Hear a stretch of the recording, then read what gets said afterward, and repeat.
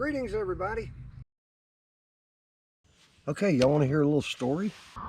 Once upon a time, there was an old biker dude who decided to set off on an amazing motorcycle travel adventure featuring camping, cooking, and fishing.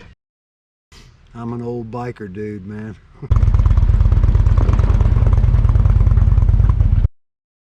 The Old Biker Dude Show, Home Edition. Hey, you remember back, if you're somewhere near my age or maybe another generation younger, you probably remember your kids would holler for Hot Pockets. I remember the Hot Pocket era of the 80s and 90s. Man, it's like kids would gobble those things up. They'd walk away from a delicious, healthy meal at home, but they'd, sneak in the refrigerator and get Hot Pockets and throw them in the microwave. And, they weren't any good. They were loaded with sodium. Those of us that like to eat healthy, we didn't think much of Hot Pockets. But check this out. Old Biker Dude has a version of Hot Pockets you might want to check out and follow along. Watch this. We're going to do Hot Pockets here on Home Edition of the Old Biker Dude Show. This is what I'm referring to. Old Hot Pockets. Now let me read you some information off the back of here. How about 11 grams of fat in one of these things? How about 700 milligrams of sodium in one of these little Hot Pockets? 38 grams total carbohydrate. Every kind of sulfate, dioxide, this preservative, that preservative.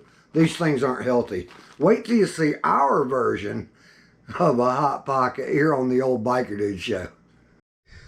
All right, y'all, we're going to start this off by bringing 2.5 cups of water to a boil. All right, the first thing we're going to do is we're going to sift about 2.25 cups of flour into our bowl here. Got our old-fashioned sifter. Once we get that done, we're going to add a teaspoon of salt and a teaspoon of baking powder. There we go. Of course, mix it all together. And now, just as our 2.5 cups of water are coming to a boil over here, we're going to take and just dump our flour right in there. And with our pastry knife, we're just going to start cutting all this in and form up our little dough ball. Now, once I've got this sort of worked into a dough ball, until we have a fairly smooth ball of dough.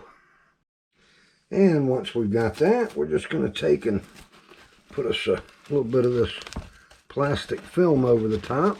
Doesn't do for me. It always gets me about that lady on TV. She just rolls it over one time and, the stuff comes off nice and clean. Man, I've just never been able to do that. But anyway, once we got that covered, we're going to set that aside for about 10 minutes. Our next step is we're going to heat up I've got a little more than a pound of ground beef here, but, right at about a pound of ground beef. And then with that, I'm going to add a pretty good sized teaspoon of garlic. And I'm going to sprinkle a little bit of onion powder in there. It's not much. A wee tiny bit of cumin. Just a shake or two. Now, you can adjust all these spices the way you want them. I also am going to put in some paprika. And I would say that's probably a tablespoon. Maybe a little less. And finally, I'm going to add in some really fine diced up red bell pepper with onion. That's about a half an onion. And I've got some leftover mushrooms here, so I chop them up. Now, this is basically just the meat pocket filling, so you can add whatever ingredients. You could do ham and, it's anything you can remember from the old Hot Pocket days. you can do this with these meat pockets. Now once I've got my ground beef all browned up, I just turn the heat down to like low, and I'm going to let it just sit here and make sure that those peppers and onions are getting soft, so that low heat won't do anything but just keep everything hot for me. And now we're going to work up our outer dough pieces for the meat pies. And then the first thing I'm going to do is spill me out a little flour here on my working surface. That was probably a little more than I needed, which is probably going to get me in trouble here if I make a mess.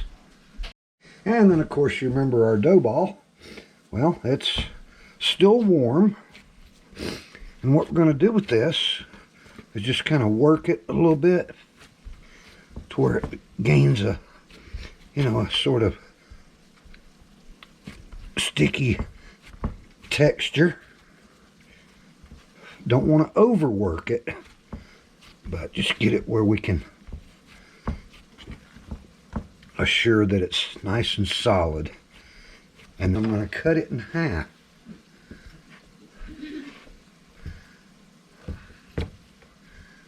And make 2 pieces out of it. And roll these up. And there's our 2 right there. And then I'm going to cut and make 5 or 6 pieces out of each one. Looks like 6 this time. There we go. And then I'm going to roll all these into little dough balls like this. Won't make you watch me do all 12 of these. Now what we're going to do is take all of our dough balls and just work them out until they're a flat piece of flour, basically, about the size of a saucer. And we're going to stack all those over there. And then we're going to fill them with our meat mixture. All right, finally got down to the last one. And while I've been doing these, I've had my coconut oil heating up over here on the stove. I never fry in anything except coconut oil and avocado oil. And the reason for that is their high heat tolerance. We're going to fill them up with our meat mixture. Just going to put 1 big old giant serving spoonful in there. And with mine, I'm going to add just a little bit of mozzarella cheese to kind of give it a little filler in there. So that's going to be in there also. And then I'll show you how we wrap them up. Is I just bring everything up top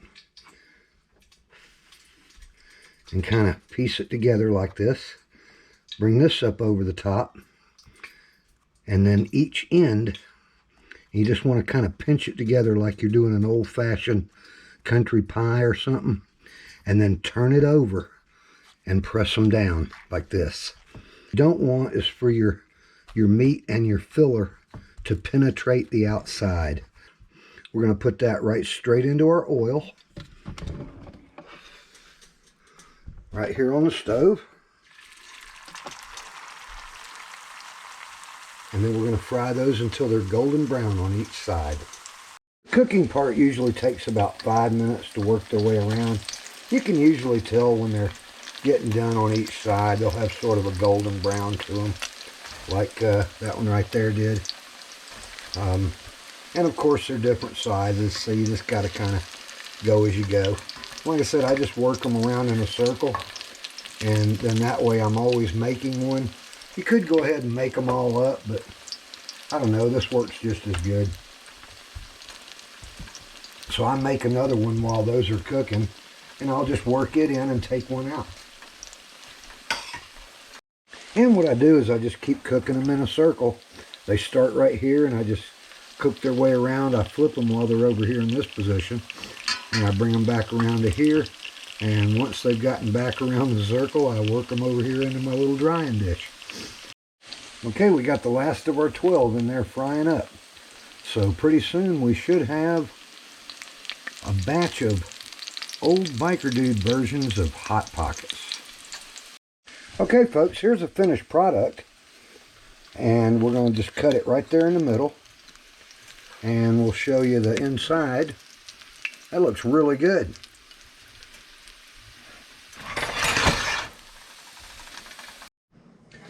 Well, y'all, I sure appreciate you joining me for this episode of the Old Biker Dude Show Home Edition, where we've made our version of what Hot Pockets should be. As you can see, my little stack is starting to disappear over here already, as everybody throughout the house sort of gets the idea that they're in here. But like I said, I sure appreciate it. And you know, if you could like my video, I'd appreciate that. Subscribe to the channel, visit anytime you want. We're doing home recipes throughout the wintertime till I can get back on this motorcycle. We sure appreciate it again. Y'all have a great time and see you in the next video.